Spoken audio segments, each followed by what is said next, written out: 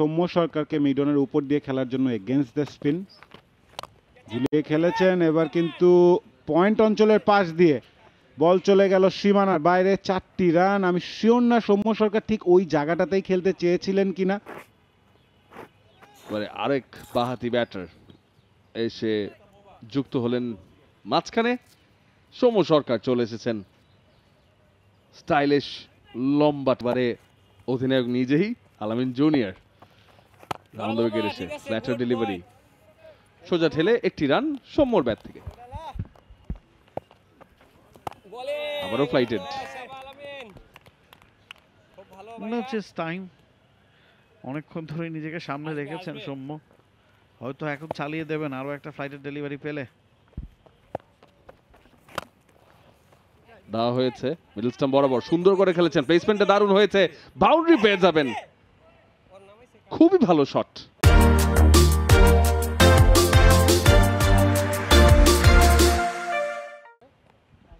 এবং on the up খেলার কোনো চেষ্টা ছিল না, একেবারে মাটি কামড়ে শটটা খেলেছেন, গ্যাপটা খুঁজে নিয়েছেন। ইনসাইড আউট বলতে যা বোঝায় ঠিক তাই, লং অফের ফিল্ডারের নাগালের বাইরে।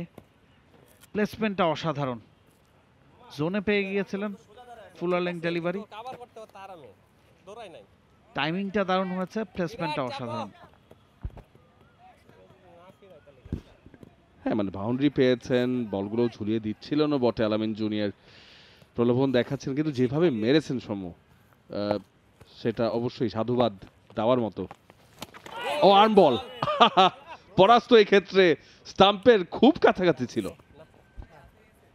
টাচ কি ছিল কিনা আলামিন এবং স্লিপের ফিল্ডারের বডি ল্যাঙ্গুয়েজ বলছিল হয়তো আউটসাইড এজটা হয়েছিল সময়ের, ক্যাচ ফেলেছেন মুজিদ। লেটস সি রিপ্লেতে কি দেখায়। আবারও ফ্লাইটেড, অ্যাঙ্গেল করে লেগ স্টাম্পের দিকে অন ড্রাইভ করেছেন, ফিল্ডারের কাছে গেছে। ওভারের সমাপ্তি হয়ে যাবে, 6টি রান আসলো আলামিনের প্রথম ওভার থেকে। সৌম্য সরকারকে মিডনের উপর দিয়ে খেলার জন্য এগেইনস্ট দ্য স্পিন। ঝুলিয়ে খেলেছেন, এবার কিন্তু পয়েন্ট অঞ্চলের পাশ দিয়ে বল চলে গেল সীমানার বাইরে, 4টি রান। আমি শিওর না সৌম্য সরকার ঠিক ওই জায়গাটাতেই খেলতে চেয়েছিলেন কিনা, সেটআপ রাখতে পারতেন কিনা।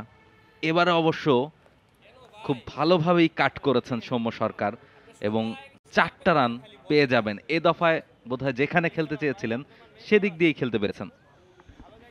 একটু শর্ট ছিল, অফ স্টাম্পের বাইরে ছিল, সো সৌম্য সরকারের হাত খোলা সেই সুযোগটা ছিল, এবং কিছুটা আপিস থাকলেও safe shot in the end. ওভারের দ্বিতীয় boundary, so close close close given.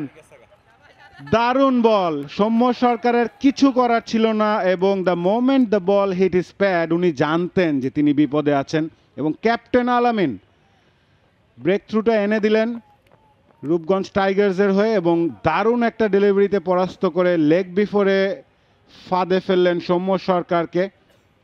15 run করে ফিরে যাচ্ছেন Rahul. What a delivery. Absolutely, and from the captain himself.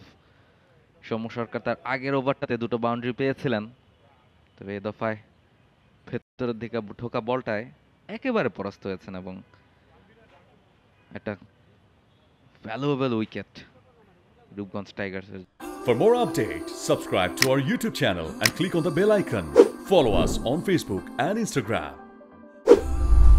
Download T-Sports app to enjoy exciting games and highlights.